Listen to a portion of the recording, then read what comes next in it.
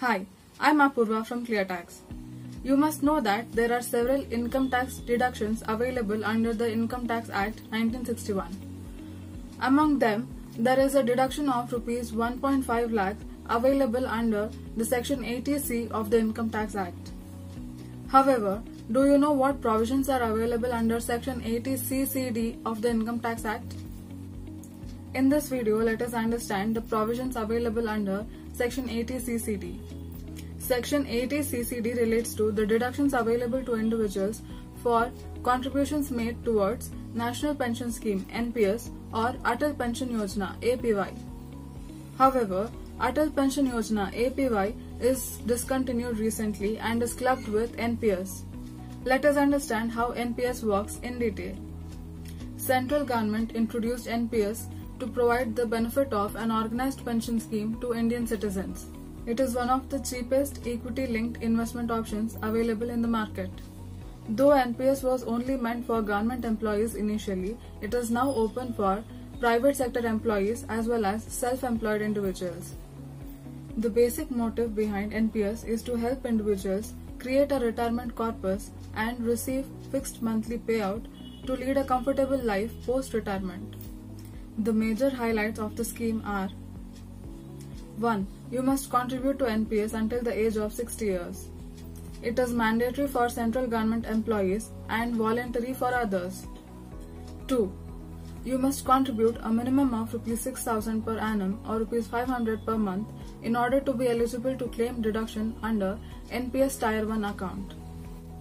3. You must contribute a minimum of Rs 2,000 per annum or Rs 250 per month in order to claim a deduction under NPS Tier 2 account. 4. NPS allows you to choose the type of scheme you wish to invest in, such as equity funds, government bonds, and government securities. 5. Partial withdrawals are allowed up to 25% of the contributions, subject to certain conditions. 6. Individuals are allowed to make full withdrawal, where 60% of the corpus will be paid out as a lump sum and the remaining 40% of the corpus should be invested in an annuity plan. Now, let us understand the two subsections under Section 80CCD. Section 80CCD-1, that is Subsection 1. This subsection defines the rules related to income tax deduction to individuals who make contribution towards NPS irrespective of being a salaried or a self-employed person. This provision is available to all who make contributions to NPS aged between 18 years and 60 years. The maximum deduction permissible under this section is 10% of the salary, that is, basic pay plus dearness allowance, or 10% of the gross income of the individual.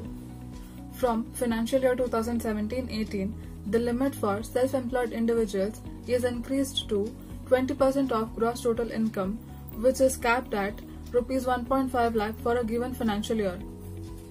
Both salaried and self-employed individuals can claim an additional deduction of Rs 50,000 over and above the deductions available under Section 80CCD, subsection 1. Therefore, the maximum deduction available under Section 80CCD is increased to Rs 2 lakh. Now, let us find out the provisions under subsection 2 of Section 80CCD. The provisions under this section is effective only if the employer makes contributions to the NPS of an employee. The contributions made by the employer can be equal to or greater than the contributions made by the employee. Therefore, this subsection is applicable only to salaried individuals. Such deductions can be availed over and above those available under Section 80CCD, subsection 1.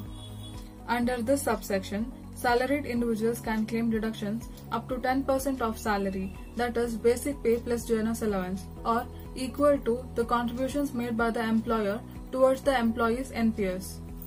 Let us take a look at important terms and conditions associated with claiming deductions under Section 80CCD.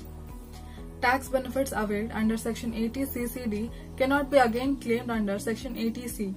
That is, the combined deduction under Section 80C and 80CCD cannot exceed Rs 2 lakh. The money received from NPS as monthly payouts or surrender value is liable for taxation as per applicable provisions. money withdrawn from NPS corpus of up to 60% on retirement is exempt from tax. The remaining 40% of the corpus, which is reinvested in an annuity plan, is also fully exempt from tax. You have to submit a proof of payment to be eligible for this deduction. So, that was about Section 80 CCD and its provisions. I hope the video was informative. Please click the link in the description for more information on NPS and Section 80 CCD. Thank you.